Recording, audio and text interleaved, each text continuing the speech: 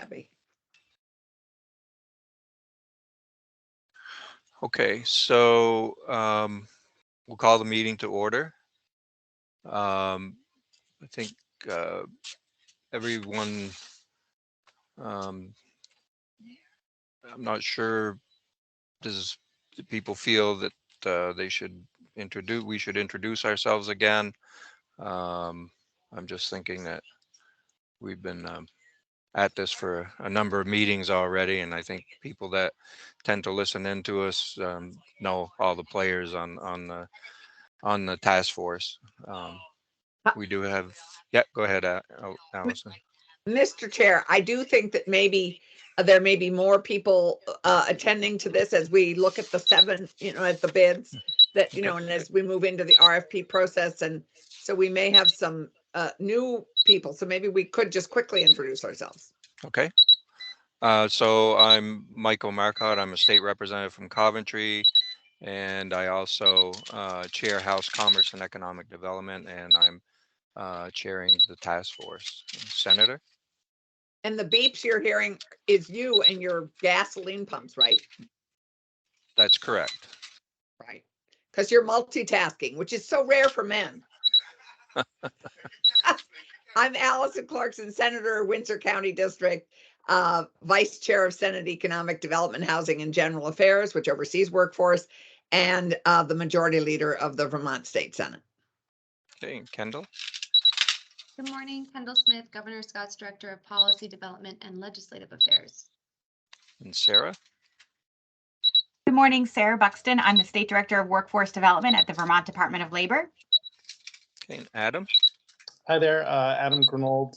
I'm the Executive Director at the Brattleboro Development Credit Corporation and serve as the Chair of the Statewide Workforce Development Board. Okay, and Abby? Hi everyone, my name is Abby Rim. I'm the Acting Executive Director of the Vermont State Workforce Development Board. Okay, and we also have with us David Hall, our Legislative Counsel. Good morning, I'm here, just hiding in the corner. Morning, David. And we also have Cam, you're on now, I believe. Yes, sir. Okay. Good morning, Cameron Wood, the Policy and Legislative Affairs Director for the Vermont Department of Labor. Okay, and there anyone else with us this morning? Hey, Mr. Chair, Dustin Degree, Deputy Commissioner, Vermont Department of Labor, also here listening. Okay, good morning, Dustin. So good morning, everyone. Glad to see everyone. Thank you for the quick switch up that we had to make, but I think we were all surprised at the number of applicants that responded to the RFP, which is a good thing for us. I think that there's a lot of interest out there. So I think that the next piece on the agenda now is noting any additions or deletions to the agenda. The agenda was reworked yesterday to include an executive session to go through the vendor process. And when we get to that, I think Kendall and Sarah will explain the reason why we need to go that route.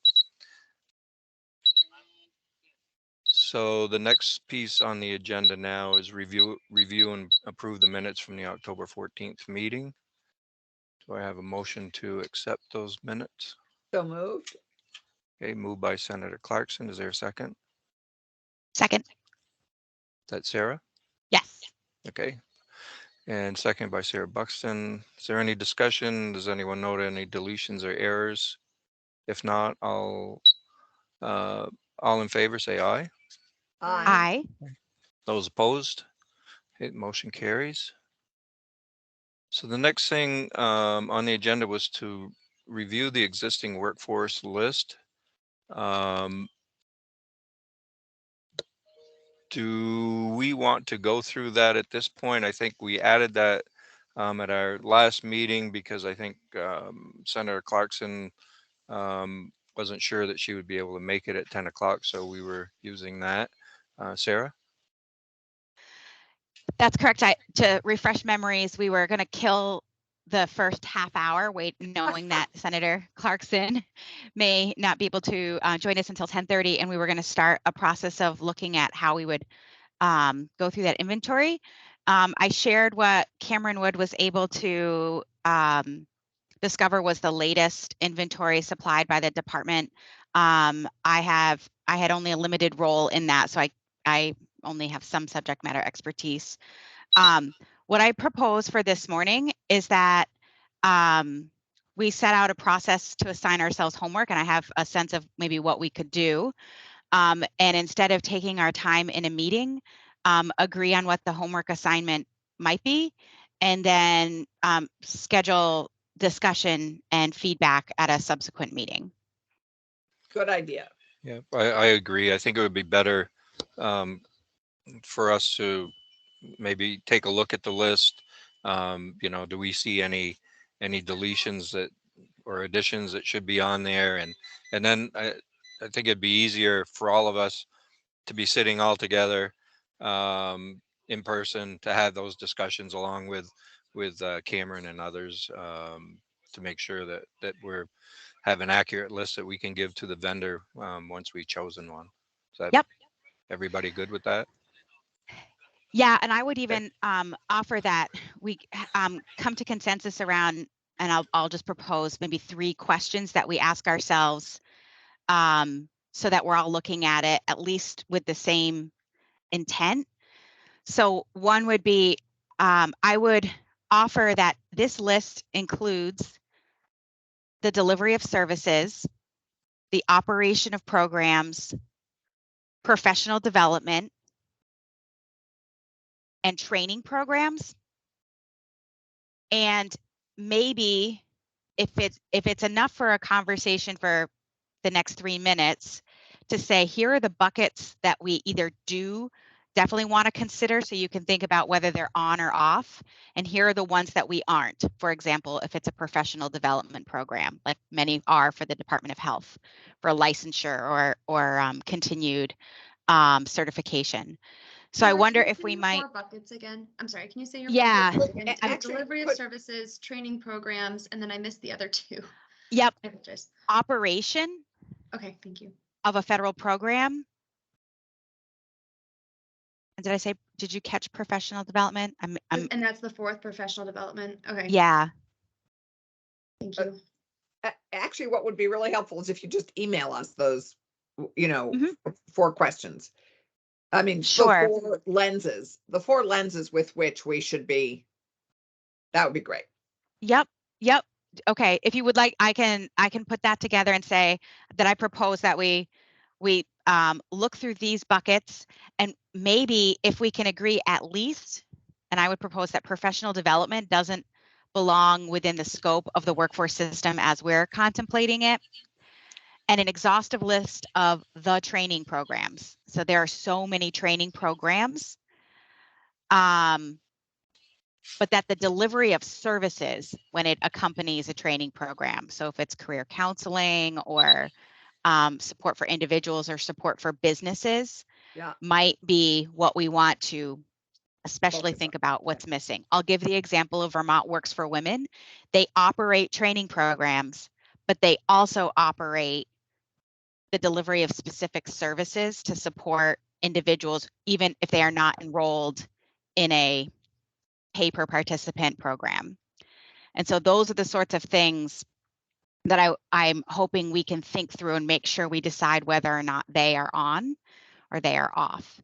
So I'm happy to put that grouping out, and I will note that if absent objection here, that professional development and economic development aren't a part of this, but workforce support either to the job seeker, the delivery of services to the job seeker, or to the employer as it relates to their labor force recruitment efforts should be on there.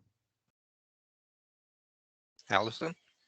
Thanks. Sarah, the one, in some ways, I'd love to not lose them from the list, but have a separate list. Have a separate one? And Okay. and have a separate list with the crowd that offer something different, because quite honestly, our upskilling and our professional development has had big impact on our workforce, as we have seen in the money that we have poured into during COVID into underemployed, unemployed people who upskilled, took the opportunity, and have entered the workforce in a different place, and Okay. but have had impact in terms of vacancies in the workforce.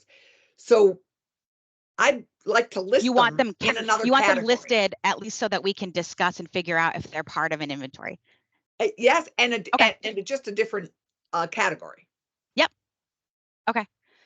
The last thing I would say too that I'll put out there is what the categories of information collection are, because this isn't an exhaustive list. It's just like, here's what the total amount of money, here's roughly how many people were served. And so I think we're going to have to make some decisions about, when we have an inventory, what the points of information for each particular program are. And so that's what I'll also include in the email/homework assignment. Yeah, that's big. Kendall? This alone is big, let alone the bids. So I want to apologize because part of this question is me not doing my homework before us having this conversation. So I would like to preface that. Sarah, is this federal funds or state funds or both? At the time that this inventory was offered as a tool, I think it was requested by the legislature through one of the bills. So it was an attachment. It was an update to a previously created one. If those remember, it was Michelle Cooper Smith, many, many pages long. So it was an update, and it includes both state and federal funds. I believe the specific directive was to submit an updated inventory of the workforce system. Okay. And when it was submitted, there was testimony that stated the strengths and weaknesses of this information collection mission, and basically the Department of Labor's position saying, until we have clarity on even some of the homework assignment note things I've just noted, it's a lot of work, and we needed to have a better conversation about why we were using it in order to justify that work. So it's both. Okay, perfect. So the second half of my question/statement for folks to react to is, I may have mentioned this in a previous meeting and I just pulled it up. This is the part of me not doing my homework when you sent this out yesterday, is I have a 2018 inventory that I think Sue Zeller, who was our chief performance officer out of the Agency of Administration, had put together with others. And so I'm seeing some training programs that are represented here that I know are still active, especially in the childcare space, for example, in DCF and CDD, that just doing a really quick review. So maybe if they are and I missed it, doesn't look like they're on this PDF document. So what I was wondering is, circulate it. Should I? Yeah, as I say, I would be happy right now, so I don't forget in a moment, to circulate this Excel document from 2018. I'll do it, but others are invited to do some cross-referencing where there might be things that no longer exist or are not appropriate, but there might be a few things for different training programs across state government, other agencies and departments that we do want to add. Perfect. Okay. Yeah. And also in that, I think now I'm thinking that the homework assignment might be reviewing it, discussing the questions we just noted, but then also I think we previously decided that we may not have the full exhaustive list of what should be on the inventory to be updated, but that at least we would be able to offer the stakeholders and for the contractor to ask, and then be able to offer a point of contact or a starting point so they could finish filling it out.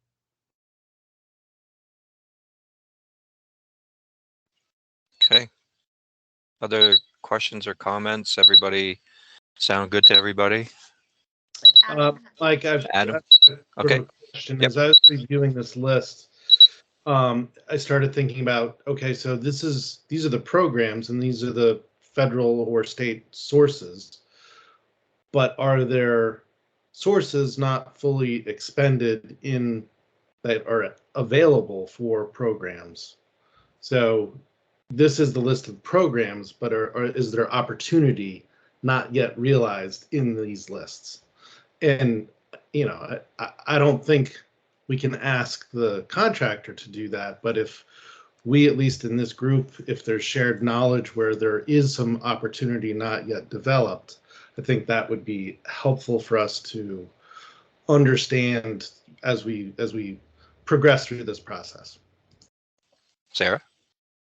I agree with that. And just to level set, I think that the reason we asked for this inventory is because it will be a useful tool to us, not necessarily that it needs to be used beyond us, although I'm sure others will find it useful, but that it's a helpful tool for us so that we always consider the bigger picture when we're looking at what will be impacted by the changes we may recommend in the governance and oversight responsibilities, so that we can keep the big picture of public, private, state, federal, et cetera.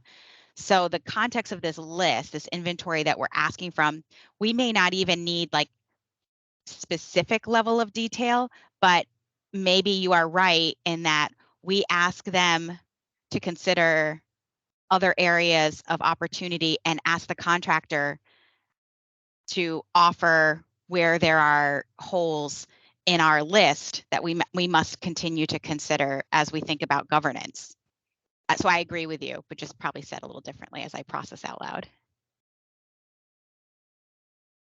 Allison?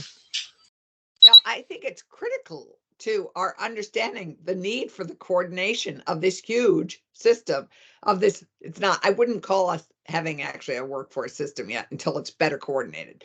But I think the inventory is public, state, federal, private money. I mean, the scale of it is substantial, and it should also include obviously the apprenticeships, which are more privately funded and union funded. So that all needs coordination, and that's why this is so critical to me to see it all here. And I'd love to figure out how we integrate Sue's list from 18, because I guess I'm not remembering it.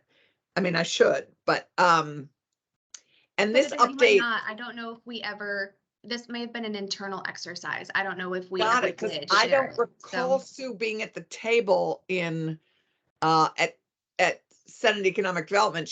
And I don't recall in GovOps on this issue. So anyway, I just think it's incredibly important to have at least a really reasonably good understanding of where all these programs are and why because you'll then understand why we have to have them better coordinated. Anything else? Okay. Okay, so that's everyone's homework assignment. Sarah will get that out to us, and Kendall, you'll forward on the spreadsheet from Sue, so that we can all take a look at all of that. And it is, you're right, Allison. This is really huge, and you know, when we start considering what's out in the private sector, that accompanies what we do in the state and federal government, it's really big. It's big. And can I just have clarity? This inventory update, Sarah, is as of this fall, right? No, this is as of 19. I think it was even before that. Where did I just open it up here? Because it doesn't have a date. I don't see at the top. It doesn't have a date. At least I don't see one. It is. Cameron and others, feel free to jump in if you have it open right now, but I did. I have it open labeled and saying there's no date. 2017. Oh, It says 17, somewhere at the way top, I see. Yeah, 2017. Yeah, Oh, that would right. make sense. It's that old? Well, there was a 2018 information gathering exercise that Kendall had, and I think we did publish that, and it was published. It just may not have been the subject of testimony. And I know there was a 2016 one, and that's when we began I know I began testifying to the legislature that this was a it was a futile exercise in trying to gather information without more clarity around what was needed, why it was needed, because compelling others to provide information and even being able to give any degree of assurances that it was accurate became a waste of time, frankly. So this is a good start to circling up around that issue. And just to be mindful, I'm a little bit like when you said, Allison, that we have to think about all the apprenticeships. I think we could think about all the training programs that all the state colleges and all the CTE centers offer. And that's one area I feel like we may be getting a little bit too big and have to find a way to create this inventory so it's helpful to us, but doesn't consume, $70,000 worth of our funding just in an information exercise. I agree, but I think you could put those in buckets. Yes. Yeah. I think you could put them in Yeah. buckets, like the private union apprenticeship program. Yes. That's one bucket, under which there may be 5 or 6 programs. But I think one bucket, like state college, could be under one, or Vermont State University under one bucket. I don't think we have to spell out every one. It's just those are the entities which are delivering services and training programs that we need to coordinate with. I think all the key groups we need to coordinate with need to be listed. Right. It's the entities. It's not the programs themselves. Right. Exactly. And I think, as we progress in this, and the whole purpose is to find that one person that can be the overall person that knows where all of these things are, and they're the ones that are now going to drill down, or the person who heads up whatever we do. They're the ones that are going to do all the drilling, not us. We just need to identify those entities. Who the scope of who would be in their world. So, farm to table was on that old list.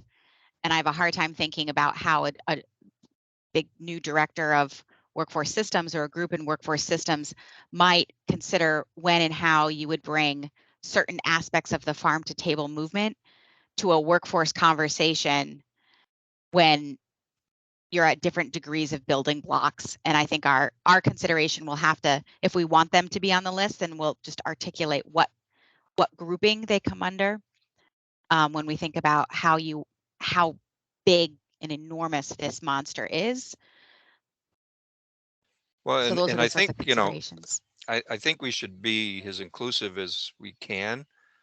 I think then it would be up to whatever system we develop to then have them look at all of this and say, well, this probably shouldn't be in here, but it may be in this bucket.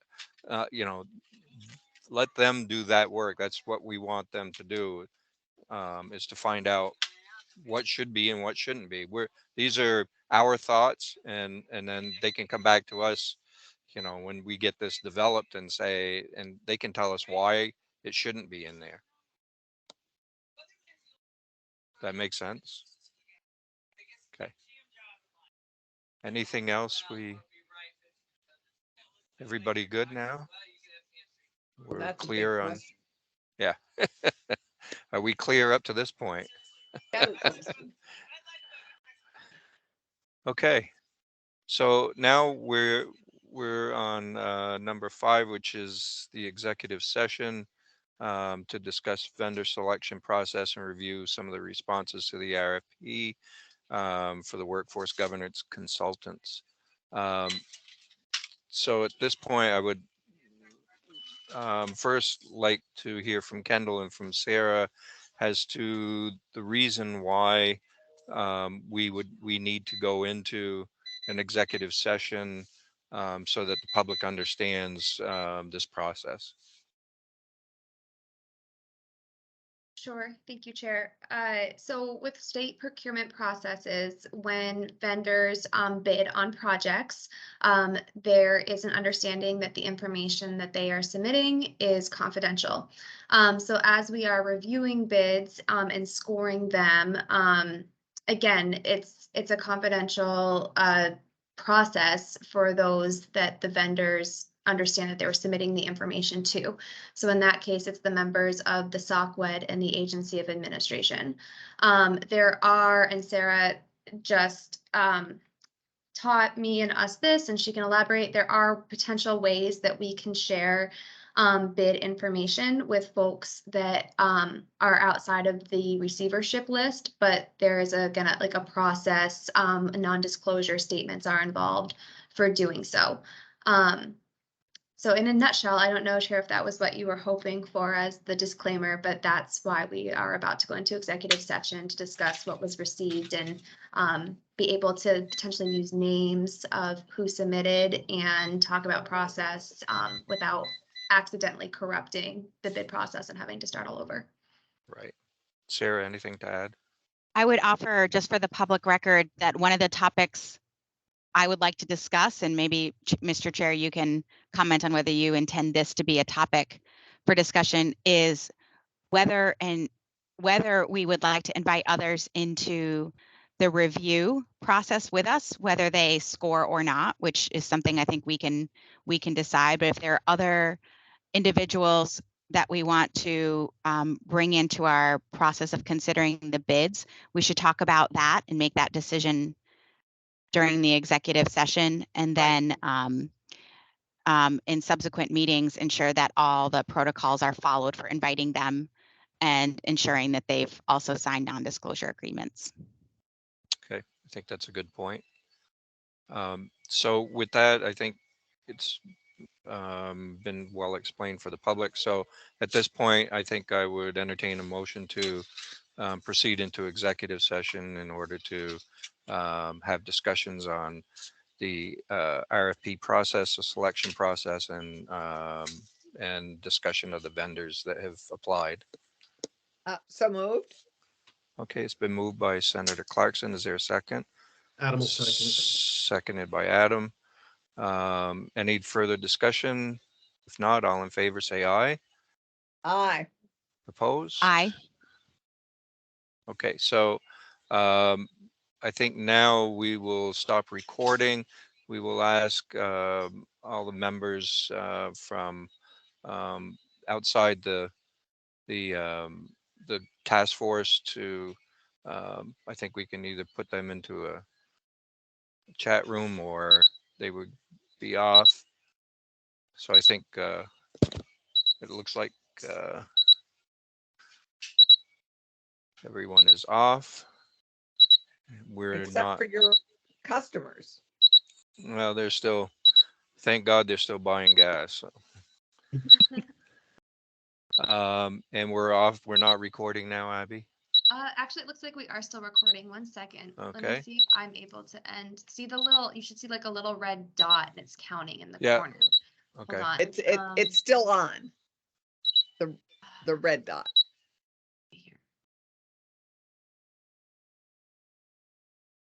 One thing we